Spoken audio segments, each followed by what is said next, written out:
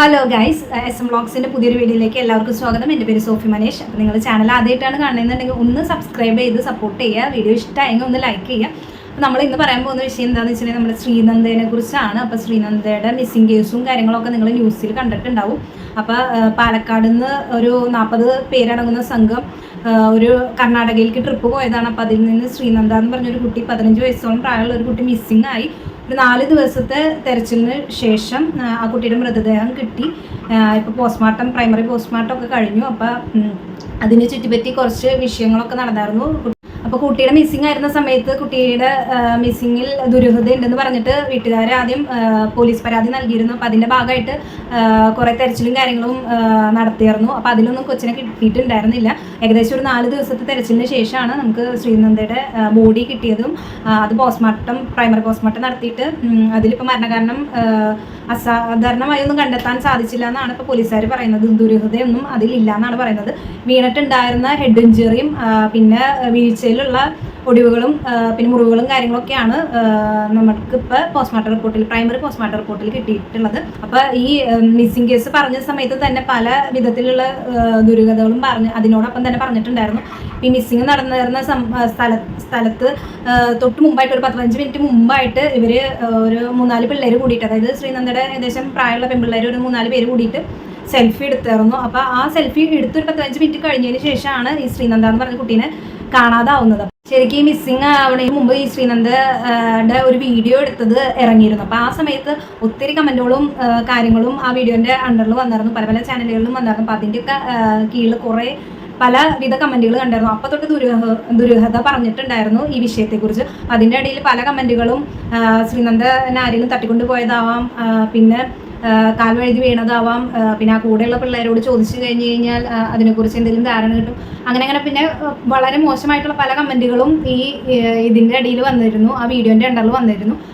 കൂടെ വേറെ ആരൊക്കെയോ ഉണ്ട്, എന്തെങ്കിലും ഡ്രഗ് കൊടുത്ത് പോയതായിരിക്കാം, പിന്നെ ഇവർ തന്നെ വൈറലാവാൻ വേണ്ടിയിട്ട് ശ്രീനന്ദയോ അല്ലെങ്കിൽ വീട്ടുകാരോ കൂടിയിട്ട് ഇങ്ങനെ ഒരു പ്ലാൻ ഒരുക്കിയതാവാം, അങ്ങനെ പല വിധത്തിലുള്ള കമൻറ്റും കാര്യങ്ങളാണ്. അപ്പോൾ നമ്മൾ ഒരു കാര്യം നടക്കുമ്പോൾ ദയവേത് നമ്മൾ ആ കാര്യം അറിയാതെ ഇത്തരത്തിലുള്ള പ്രതികരണങ്ങൾ നടത്താതിരിക്കുകയായിരിക്കും ഏറ്റവും നല്ലത്. കാരണം നമുക്ക് ഒരു കാര്യം ഉണ്ടായിക്കഴിഞ്ഞ് കഴിഞ്ഞാൽ നമ്മൾ ആരും ഇപ്പോൾ ആ കുട്ടീനെ ആയാലും അവർ വീട്ടുകാരെ ആയാലും പറയാനായിട്ട് നമ്മൾ ആരുമല്ല. നമ്മുടെ സംശയങ്ങൾ കാര്യങ്ങൾ ഉന്നയിക്കാം, പക്ഷെ അത് മാന്യമായിട്ടുള്ള രീതിയിലാണെന്ന് വെച്ചിട്ടുണ്ടെങ്കിൽ നല്ലതായിരിക്കും. കാരണം നമുക്ക് ആരുടെയും ജീവിതത്തെക്കുറിച്ച്, കാരണം ഈ കമൻറ്റും കാര്യങ്ങളൊക്കെ കാണുമ്പോൾ അവരുടെ വീട്ടുകാർ അല്ലെങ്കിൽ അവരുടെ ബന്ധുക്കൾക്കൊക്കെ കാണുമ്പോൾ ചിലപ്പം ആ കുട്ടി ആക്സിഡൻ്റലി കാൽവഴുതി വീഴോ എന്തെങ്കിലും ആയിരുന്നിരിക്കാം. പക്ഷെ നമ്മുടെ ഈ ഓരോ കമൻറ്റും കാര്യങ്ങളും കാണുമ്പോൾ അവരുടെ വീട്ടുകാർക്കും അവരുടെ ബന്ധുക്കൾക്കൊക്കെ ഉണ്ടാകുന്ന, അല്ലെങ്കിൽ നാട്ടുകാർക്കും എല്ലാവർക്കും ഉണ്ടാകുന്ന വിഷമവും ചിലപ്പം ആ കുട്ടി മനഃപൂർവ്വം ആവില്ല, ജസ്റ്റ് എന്തെങ്കിലും എടുത്തുചാട്ടത്തിൻ്റെ പേരിലായിരിക്കാം. കാരണം അവിടേക്ക് ആ കുട്ടിക്ക് വീണ്ടും പോകേണ്ട ആവശ്യമില്ല. കാരണം ഒരു ഗ്രൂപ്പായിട്ട് നിന്ന് നിങ്ങൾ പറയുന്ന കാര്യങ്ങളൊക്കെ ശരിയാണ്. ആ ഗ്രൂപ്പായിട്ട് നിന്ന് 15 മിനിറ്റ് മുമ്പ് ഒരു ഫോട്ടോ എടുത്തിട്ട്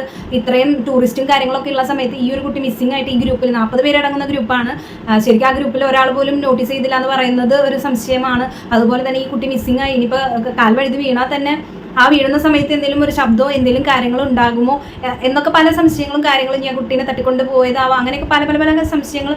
അതിനൊന്നും കുഴപ്പമില്ല. പക്ഷേ പല സംശയങ്ങളും നമുക്ക് എന്താ പറയുക, ഉൾക്കൊള്ളാൻ പറ്റാത്ത പല കാര്യങ്ങളുമാണ് പറയണത്. അപ്പം നമ്മൾ ഇങ്ങനെ ഒരു വാർത്ത നമ്മുടെ മുമ്പിലേക്ക് വരുമ്പോൾ എന്താ ചെയ്യാം, നമ്മുടെ സംശയങ്ങൾ നമ്മൾ തന്നെ ഒന്ന് വിലയിരുത്തുക. നമ്മൾ എന്ത് ഡൗട്ടാണ് ഇതിൻ്റെ ഉള്ളിൽ നമ്മൾ പറയുന്നത്, അത് നമുക്ക് പിന്നീട് ഒരിക്കലും നമുക്കത് പിൻവലിക്കാൻ പറ്റാത്ത കാര്യമായി പോകും. അപ്പോൾ കുറേ അങ്ങനത്തെ കമൻറ്റുകൾ, പല മോശമായ കമൻറ്റുകളും നമ്മൾ ഈ വീഡിയോസ് വന്ന് ആ കൂടെയുള്ള കുട്ടീനെ കുറിച്ചും 10ാം ക്ലാസ്സിൽ പഠിക്കുന്ന പിള്ളേർ അവർക്കൊക്കെ എന്തറിയാം. ഇനിയിപ്പോൾ എന്തെങ്കിലും കള്ളത്തരം കാണിച്ചെങ്കിൽ തന്നെ അത് പോലീസും ബാക്കിയുള്ളവരൊക്കെ അന്വേഷിച്ച് അത് പുറത്തേക്ക് കൊണ്ടുവരും. പക്ഷെ നമ്മളത് മുൻവിധിയോട് കൂടി ഒക്കെ എന്തൊക്കെ പറയണം. അപ്പം ആ കൂടെയുള്ള കൂട്ടുകാർക്കും അവർ ചിലപ്പം ഇതിനെക്കുറിച്ച് യാതൊരു ഐഡിയ ഇല്ലാത്ത ആൾക്കാരാണ്. അതിപ്പോൾ 10ാം ക്ലാസ്സിൽ പഠിക്കുന്ന ഒരു കുട്ടി, ഇപ്പം നമ്മൾ ഇപ്പോൾ 10ാം ക്ലാസ്സിൽ പഠിക്കുന്ന കുട്ടി എന്നല്ല, ഓരോരുത്തരുടെ മൈൻഡ് പവർ പല രീതിയിലായിരിക്കും. അപ്പോൾ 15 വയസ്സായാലും 20 വയസ്സായാലും ചിലപ്പോൾ 40 വയസ്സായാലും പലർക്കും പല രീതിയിലായിരിക്കും മൈൻഡിൻ്റെ ഒരു മൈൻഡ് പവർ ഉണ്ടാവുക. അപ്പോൾ ആ കുട്ടിക്ക് ചിലപ്പോൾ 10ാം ക്ലാസ്സിൽ ആ കുട്ടിക്ക് ചിലപ്പം അത് പകച്ച് പോയിട്ടുണ്ടാവും. ഇങ്ങനെ കൂടെ ഉണ്ടായിരുന്ന കൂട്ടുകാരി പിന്നെ കസിനാണ്, അപ്പോൾ അത് പെട്ടെന്ന് മിസ്സിങ് ആവാന്നൊക്കെ കേൾക്കുമ്പോൾ പല രീതിയിൽ പകച്ചിട്ടുണ്ടാവും. അപ്പോൾ അവരുടെ സംസാരവും കാര്യങ്ങളും ചിലപ്പോൾ ആ ഒരു രീതിയിലായി പോയിട്ടുണ്ടാവും. നമ്മൾ ഇപ്പോൾ ഒരാൾ കോൺഫിഡൻ്റ് ആയി സംസാരിക്കണം. അപ്പോൾ അച്ഛൻ പറയുമ്പോൾ അച്ഛന് ഒരു വിഷമമില്ല, അച്ഛൻ കാര്യങ്ങൾ പ്രതികരിക്കുമ്പോൾ അച്ഛൻ്റെ ഭാഗത്തുനിന്ന് ഒരു വിഷമമില്ല. അച്ഛൻ ഇച്ചിരി സ്ട്രോങ് ആവും. അത് കാരണമായിരിക്കും അച്ഛൻ പുറമേക്ക് വിഷമവും കാര്യങ്ങളൊന്നും കാണിക്കാതെ കാര്യങ്ങൾ പറയുന്നത്. അപ്പോൾ ഒരാൾ കൂടുതൽ കരഞ്ഞു കഴിഞ്ഞ് കഴിഞ്ഞാൽ അവർ കൂടുതലായിട്ട് ഓവറായിട്ട് കരയുന്നുണ്ട്. അപ്പോൾ അതിലെന്ത് ദുരൂഹതയുണ്ട്? നമ്മൾ ഈ കൂടുതൽ ഈ ദുരൂഹത മാത്രം ഇങ്ങനെ പിടിച്ചുകൊണ്ടിരിക്കാതെ നോർമലായിട്ടും സംഭവിക്കാൻ സാധ്യതയുള്ള, ചിലപ്പം ആ കുട്ടി കാൽവഴുതി വീണതാവാം. അപ്പൊ ആ കുട്ടിയുടെ അച്ഛൻ തന്നെ പറയുന്നുണ്ട് അവൾക്ക് കുറച്ച് ധൈര്യം കാര്യങ്ങളൊക്കെ ഉള്ള കൂട്ടത്തിലാണ്. ഈ ഒരു സാഹചര്യത്തിൽ അവരെ മാതാപിതാക്കന്മാരെ ഒരുപാട് കുറ്റം പറയാതിരിക്കുക. അവരൊരിക്കലും പ്രതീക്ഷിക്കില്ല. ഇപ്പൊ ചിലര് പറയണ കേട്ടു, അമ്മമാര് നോക്കേണ്ടതായിരുന്നു, ഇങ്ങനൊരു ആ കുട്ടി ഓൾറെഡി അവിടെ പോയി മറ്റേ ഈ അപകടകരമായ സാഹചര്യത്തിൽ പോയി നിൽക്കുന്നുണ്ടായിരുന്നു എന്നൊക്കെ കണ്ടവര് പറഞ്ഞായിരുന്നു. അപ്പൊ അത് ചെറിയച്ഛനോ ആരോ അതപ്പോൾ ആ കൊച്ചിനെ വിലക്കിയിരുന്നു, അവിടെ നിൽക്കാൻ പാടില്ല എന്നൊക്കെ പറഞ്ഞ് വിലക്കിയിരുന്നു എന്ന് പറഞ്ഞു. അപ്പം പിന്നെ ആൾക്കാർ പറയുന്നു അപ്പോൾ അത് മാതാപിതാക്കന്മാർ ശ്രദ്ധിക്കേണ്ടതായിരുന്നു. അപ്പോൾ മാതാപിതാക്കന്മാരാന്ന് വെച്ചിട്ടുണ്ടെങ്കിൽ ഒരു കുട്ടിയുടെ കൂടെ എന്താ പറയുക, കൂടെ ഉണ്ടാവാം. പക്ഷെ ഒരു 10-15 മിനിറ്റൊക്കെ ഏത് രക്ഷിതാക്കൾക്കായാലും ഒരു മിസ്സിങ് സംഭവിക്കാം. കാരണം നമുക്കിപ്പോൾ 24 അവർ അത് ഒരു കൈക്കുഞ്ഞല്ലല്ലോ. അപ്പോൾ ഒരു 10-15 വയസ്സായ കുട്ടി എന്ന് പറയുമ്പോൾ കൂട്ടുകാരുടെ കൂടെയോ അല്ലെങ്കിൽ ഈ 40 പേരായിട്ട് വന്നത് ഗ്യാങ്ങിൽ ആരുടെയും കൂടെ അല്ലേ ഒരു 10-15 മിനിറ്റ് ഒക്കെ അല്ലേ, അത് അവർ ശ്രദ്ധയിൽപ്പെടാതെ വരാം. അതിനൊക്കെ നമ്മൾ ഓവറായിട്ട് കിടന്ന് റിയാക്ട് ചെയ്യേണ്ട ആവശ്യമില്ലെന്ന് എനിക്ക് തോന്നുന്നത്. ശ്രദ്ധിക്കണ്ടെന്നല്ല ഞാൻ പറയണത്. ഇങ്ങനെ അപകടകരമായ സാഹചര്യങ്ങളിൽ പോകുന്നത് ഈ വെക്കേഷൻ ടൈമിൽ പല പല കാര്യങ്ങൾ ചെയ്യാം, പല സ്ഥലത്ത് പോകാം. പക്ഷേ ഇത്ര റിസ്ക് ആയിട്ടുള്ള സ്ഥലങ്ങളിൽ ഇനിയായാലും പോവാതിരിക്കുക. ഇങ്ങനെ റിസ്ക് ഇഷ്ടപ്പെടുന്ന കുറേ പേരുണ്ട്. അപ്പോൾ അങ്ങനെ റിസ്ക് ഇഷ്ടപ്പെടുന്ന ആൾക്കാർക്ക് ഇത് എത്ര കിട്ടിയാലും എത്ര കണ്ടാലും ഒരു പാടാവില്ല. അത് പോകേണ്ടവർ പോയിക്കൊണ്ടിരിക്കും.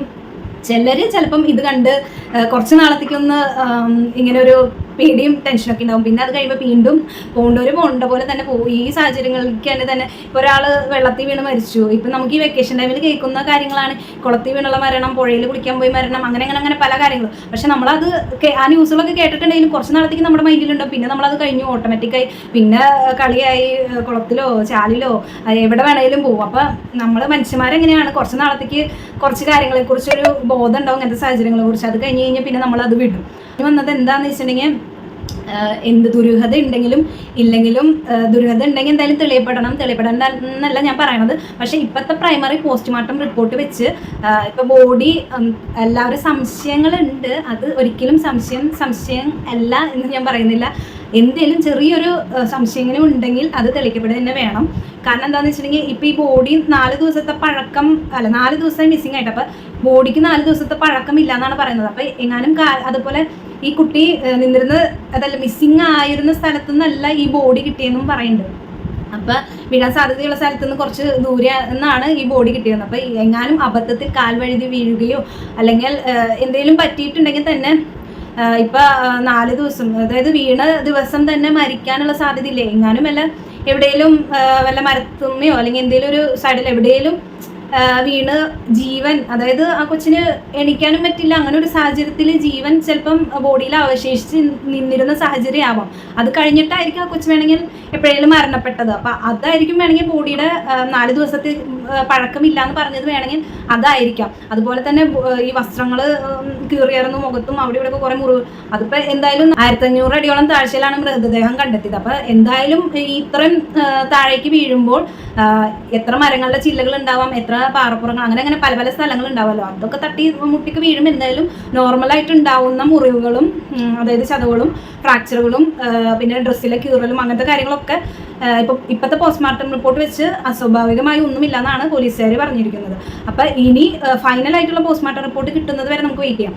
അപ്പം നമുക്ക് എന്തായാലും നമ്മുടെ ഒരു ആൾ മിസ്സിങ് ആകുമ്പോൾ നമുക്ക് അപ്പം അവരുടെ ബന്ധുക്കൾക്കായാലും അവരുടെ രക്ഷിതാക്കൾക്കായാലും പല രീതിയിലുള്ള സംശയങ്ങൾ ഉണ്ടാവാം. എന്തെങ്കിലും പെട്ടെന്ന് ഒരു 15 മിനിറ്റിൻ്റെ ഗ്യാപ്പിലാണ് ഈ കൊച്ചു മിസ്സിങ് ആയത്. അപ്പോൾ ആ 15 മിനിറ്റിൻ്റെ ഗ്യാപ്പിൽ എങ്ങനെ മിസ്സിങ് ആയി, അവർക്ക് പല സംശയങ്ങളായിരിക്കും. കുട്ടി മരണപ്പെടും എന്നുള്ള രീതിയിൽ അവർക്ക് ചിന്തിക്കാനായിട്ട്, കാൽവഴുതി വീണോ അങ്ങനെ ചിന്തിക്കാനായിട്ട് അവർക്ക് തോന്നില്ല. അപ്പോൾ ആ സമയത്ത് അവർ പല സംശയങ്ങളും പറഞ്ഞേക്കാം. അപ്പോൾ ആ സംശയങ്ങൾ പൊക്കി പിടിച്ച് അന്നിങ്ങനെയല്ലല്ലോ നിങ്ങൾ പറഞ്ഞ. ഇപ്പോൾ പോസ്റ്റ്മോർട്ടം വന്നപ്പോൾ അതിൽ നോക്കിയപ്പോൾ ശരിയാണ്, ഈ മുറിവ് തലയ്ക്കുണ്ടായിരുന്ന ഹെഡ് ഇഞ്ചുറി മൂലമാണ് ഈ കുട്ടി മരിച്ചേക്കണത്. പിന്നെ മറ്റേ മുഖത്തുണ്ടായിരുന്ന മുറിവുകളും പിന്നെ ഫ്രാക്ചേഴ്സും അതൊക്കെ ഈ വീഴുന്നതിൻ്റെ ഭാഗമായിട്ട്, തട്ടിമുട്ടി വീഴുന്നതിൻ്റെ ഭാഗമായിട്ടുള്ളതാണ്. ഡ്രസ്സിൻ്റെ കീറൽ അതിൻ്റെ ഭാഗമായിട്ടുള്ളതാണ്. അതൊക്കെ തെളിയപ്പെട്ടപ്പോൾ അവരത് ശരിയായിരിക്കാം, ഇങ്ങനെ ആയിരിക്കാം. കാരണം പോസ്റ്റ്മോർട്ടം റിപ്പോർട്ട് പ്രൈമറി വന്നിരിക്കുന്നത് ഇതുപോലെയാണല്ലോ. അപ്പോൾ അവർക്ക് അങ്ങനെ തോന്നിക്കാണും. അപ്പം അതും പൊക്കി വെച്ചിട്ട് നിങ്ങൾ മുമ്പ് അങ്ങനെയാണല്ലോ പറഞ്ഞേക്കണേ, ഇപ്പം ഇങ്ങനെയാണല്ലോ പറഞ്ഞത്, അത് എന്തുകൊണ്ട് ഇപ്പം ഇങ്ങനെയായി മാറി എന്നുള്ള രീതിയിൽ അപ്പം അതും സംശയം. അപ്പം മൊത്തത്തിൽ എല്ലാവർക്കും എല്ലാം സംശയങ്ങളാണ്. അപ്പം എന്തായാലും ഞാനിപ്പോൾ ഈ കൊച്ചു മരിച്ചത് നോർമൽ സാഹചര്യത്തിലാണെന്ന് ഞാൻ പറയുന്നില്ല. കാരണം ഇവർ പറയുന്ന പലരും ഇപ്പം 40 പേരുണ്ടെങ്കിൽ 40 പേർക്കും 40 കാര്യങ്ങളായിരിക്കും പറയാനുണ്ടാവുക. ഇപ്പം നമുക്കറിയാം, നമ്മൾ ഒരു 5 പേര് ഒരു സാഹചര്യം കണ്ടു കഴിഞ്ഞ് കഴിഞ്ഞാൽ ചിലപ്പോൾ 5 പേരും ഒരേ രീതിയിലാവില്ല ആ സാഹചര്യം പറയുന്നത്. ചിലപ്പോൾ 5 പേരോട് സെപ്പറേറ്റ് ചോദിച്ചു കഴിഞ്ഞ് കഴിഞ്ഞാൽ അവർ നമ്മൾ എന്തെങ്കിലുമൊക്കെ ഡിഫറൻസും കാര്യങ്ങളൊക്കെ ഉണ്ടാവും. അപ്പം ഈ 40 പേരിൽ എല്ലാവരോടും ചോദിച്ചു വരുമ്പോൾ എല്ലാവർക്കും അങ്ങോട്ടും ഇങ്ങോട്ടൊക്കെ ചെറിയൊരു മിസ്സിങ്ങും കാര്യങ്ങളൊക്കെ ഉണ്ടാവും. അപ്പം നമ്മൾ അതൊക്കെ വെച്ച് നോക്കിക്കഴിഞ്ഞ് കഴിഞ്ഞാൽ അവരങ്ങനെയാണല്ലോ പറഞ്ഞത്, അമ്മാവൻ ഇങ്ങനെയാണല്ലോ പറഞ്ഞത്, ആ കൊച്ചിങ്ങനെയാണല്ലോ പറഞ്ഞ്, അവരിങ്ങനെയാണല്ലോ എന്ന് കഴിഞ്ഞ് കഴിഞ്ഞാൽ പല ദുരൂഹതകളും നമുക്ക് ഇങ്ങനെ തോന്നിപ്പോകാം. അപ്പൊ എനിക്ക് പറയാനുള്ളത് എന്താണെന്ന് വെച്ചാൽ, ദയവേത് ഈ സാഹചര്യത്തിൽ അവരുടെ മാതാപിതാക്കന്മാരെ എന്താ പറയാ, ഇങ്ങനെ നമ്മുടെ സംശയങ്ങളും ഇതൊക്കെ നഷ്ടം നമുക്ക് കാണുന്ന പോലെയല്ല. അവർക്കൊരിക്കലും അവരുടെ സ്വന്തം മോള് നഷ്ടപ്പെട്ടു എന്ന് പറയുമ്പോൾ നമുക്കത് എനിക്കറിയില്ല എങ്ങനെയാണ് ഈ ജനങ്ങൾക്ക് ഇങ്ങനെ അവരുടെ അച്ഛനും അമ്മേനൊക്കെ വെച്ച് ഇങ്ങനെ ഓരോന്ന് ഇങ്ങനെ സംശയങ്ങളും കാര്യങ്ങളൊക്കെ ഇങ്ങനെ പറയാൻ പറ്റണേന്ന് എനിക്ക് അറിഞ്ഞോടാ. കാരണം അങ്ങനെ ഒരു സാഹചര്യങ്ങൾ എന്തെങ്കിലുമൊക്കെ തോന്നുകയെന്ന് വെച്ചിട്ടുണ്ട് ഇത്. കാരണം ഒത്തിരി പേര് ആ അമ്മേനെ അല്ലെങ്കിൽ അച്ഛനെ സപ്പോർട്ട് ചെയ്ത് പറയണവരുണ്ട്. പക്ഷെ ഭൂരിഭാഗം ആൾക്കാരും ഞാൻ കണ്ടത് എന്താണെന്ന് വെച്ചിട്ടുണ്ടെങ്കിൽ, ഈ ഒരു സാഹചര്യത്തിലും അച്ഛൻ സ്ട്രോങ് ആയി നിൽക്കണേനോ അല്ലെങ്കിൽ ഇവർ കാര്യങ്ങൾ മാറ്റി പറയണതോ അങ്ങനത്തെ കാര്യങ്ങളെ കുറിച്ചാണ് കൂടുതൽ പറയണത്. നമുക്ക് എന്തെന്ന് പറഞ്ഞാൽ നമ്മൾ എന്ത് കമന്റ് ഇട്ടാലും നഷ്ടം സംഭവിച്ചിരിക്കുന്നത് അവർക്കാണ്. അപ്പൊ അവരുടെ ഒരു മോള് പോയി, അതിപ്പോ അവർക്ക് വലിയ നഷ്ടമാണ്. അതിപ്പോ നമ്മൾ എന്ത് പറഞ്ഞിരുന്നാലും കാര്യമില്ല. നിങ്ങളപ്പോ ഇങ്ങനെ എന്ത് പറഞ്ഞിട്ട് എന്താ കാര്യം? അവർക്ക് അവരുടെ മോളാണ്. കാരണം നമുക്ക് ഒരു കുട്ടി മരിച്ചു എന്ന് പറഞ്ഞപ്പോൾ നമുക്കുണ്ടായ വിഷമത്തെക്കാളും എത്ര വിഷമമായിരിക്കും അവർക്ക്. അപ്പം നമ്മൾ അത് ആലോചിച്ചിട്ട് അതിനനുസരിച്ചുള്ള കമന്റും കാര്യങ്ങളും ഇടുക. ദയവേത് ഈ സമയത്ത് അവരെ ഒന്ന് വെറുതെ വിടുക. നിങ്ങളുടെ സംശയവും കാര്യങ്ങളും നല്ലതാണ്, നോർമലായിട്ട് തോന്നുന്ന സംശയങ്ങളും ഓക്കെ. പക്ഷെ വെറുതെ പല സംശയങ്ങളും വളച്ചൊടിച്ച് ഇങ്ങനെ കൊച്ചിനെ ഡ്രഗ് അഡിക്റ്റ് അത് ഇതെന്നൊക്കെ പറഞ്ഞ് എന്തൊക്കെ പറഞ്ഞു കൂട്ടിയിരിക്കുന്ന ഈ കമന്റും കാര്യങ്ങളൊക്കെ നമുക്ക് അത് പറഞ്ഞു പോയ സാധനങ്ങൾ ഒരു ന്യൂസ് കാണുമ്പോഴേക്കും നമുക്ക് നമ്മുടെ ഊഹങ്ങൾ കുറേ ഇങ്ങനെ പറഞ്ഞു കഴിഞ്ഞ് കഴിഞ്ഞാൽ നമുക്ക് പിന്നീട് ആ സാഹചര്യം അതങ്ങനെ അല്ലായിരുന്നു എന്ന് തോന്നിക്കഴിഞ്ഞ് കഴിഞ്ഞാൽ ഈ പറഞ്ഞ സാധനങ്ങളൊന്നും തിരിച്ചെടുക്കാൻ പറ്റില്ല. അതൊക്കെ അവിടെ കിടക്കും, ഡിലീറ്റ് ചെയ്ത് കളയാൻ പറ്റായിരിക്കും. പക്ഷെ അതൊരു വ്യക്തി അത് റിലേറ്റ് ചെയ്തിട്ടുള്ള ഒരു വ്യക്തി കാണാമെന്ന് വെച്ചിട്ടുണ്ടെങ്കിൽ അത് അവർക്ക് ഉണ്ടാകുന്ന വിഷമം കൂടി നമ്മൾ ആലോചിച്ച് നോക്കണം. അതുപോലെ തന്നെ ഈ ഒരു സാഹചര്യത്തിൽ നമുക്ക് വെക്കേഷനും കാര്യങ്ങളൊക്കെയാണ്. അപ്പം നമ്മൾ ഇതുപോലെ ട്രിപ്പും കാര്യങ്ങളൊക്കെ പോകുന്നുണ്ടെങ്കിൽ ഇതൊക്കെ ആലോചിച്ച് വെച്ച് നമ്മൾ സ്പോട്ടും കാര്യങ്ങളൊക്കെ സെലക്ട് ചെയ്യുക. പിള്ളേർക്ക് നീന്തൽ പഠിപ്പിക്കുക. കാരണം ഈ വെക്കേഷൻ ടൈമിൽ കുറേ കേൾക്കുന്നതാണ് ഈ കുളത്തിൽ വീണ് മരിച്ചതും പുഴയിൽ വീണ് മരിച്ച് കുളിക്കാൻ പോയപ്പോൾ മരിച്ചു, അങ്ങനത്തെ കുറേ കേസുകൾ കേൾക്കുന്നുണ്ട്. അപ്പോൾ നമുക്ക് അങ്ങനെ ഒരു സാഹചര്യം ഉണ്ടെങ്കിൽ ദയവേത് പിള്ളേരെ നീന്തൽ പഠിപ്പിക്കാൻ വിടുക. അങ്ങനത്തെ നല്ല നല്ല കാര്യങ്ങൾ. അപ്പോൾ കുറച്ച് അവർ ആ ഒരു കാര്യത്തിലേക്ക് കുറച്ച് ടൈം സ്പെൻഡ് ചെയ്തോളൂ. അപ്പോൾ ഫോണിൻ്റെ ഉപയോഗം ഗെയിമിങ്ങും കാര്യങ്ങളൊക്കെ കുറച്ച് കുറയും. അപ്പോൾ അങ്ങനത്തെ നല്ല നല്ല കാര്യങ്ങൾ പഠിപ്പിക്കുക. അപ്പോൾ എല്ലാവരും ശ്രദ്ധിക്കുക. അപ്പോൾ ഇപ്പോഴത്തെ പ്രൈമറി പോസ്റ്റ്മോർട്ടം റിപ്പോർട്ട് വെച്ച് നോക്കുമ്പോൾ ഇതിൽ മരണകാരണം ആ വീഴ്ചയിലുണ്ടായിരുന്ന മുറിവുകളും കാര്യങ്ങളൊക്കെ തന്നെയാണ് ഇതിൽ വന്നിട്ടുള്ളൂ. അപ്പോൾ ബാക്കിയുള്ള സംശയവും ഡീറ്റെയിൽസൊക്കെ പോലീസ് അന്വേഷിക്കട്ടെ. അതുപോലെ തന്നെ ഫൈനൽ പോസ്റ്റ്മോർട്ടം റിപ്പോർട്ടും കൂടി വരട്ടെ. അപ്പോൾ അതിനൊരു ക്ലാരിറ്റിയും കാര്യങ്ങളും കിട്ടും. അപ്പോൾ എന്തായാലും നമുക്കൊരു അടുത്തൊരു വീഡിയോ ആയിട്ട് വരാം. അപ്പോൾ എൻ്റെ വീഡിയോ ഇഷ്ടമായി ഒന്ന് ലൈക്ക് ചെയ്യുക. നിങ്ങൾ ചാനൽ ആദ്യമായിട്ടാണ് കാണുന്നതെന്നുണ്ടെങ്കിൽ ഒന്ന് സബ്സ്ക്രൈബ് ചെയ്ത് സപ്പോർട്ട് ചെയ്യുക.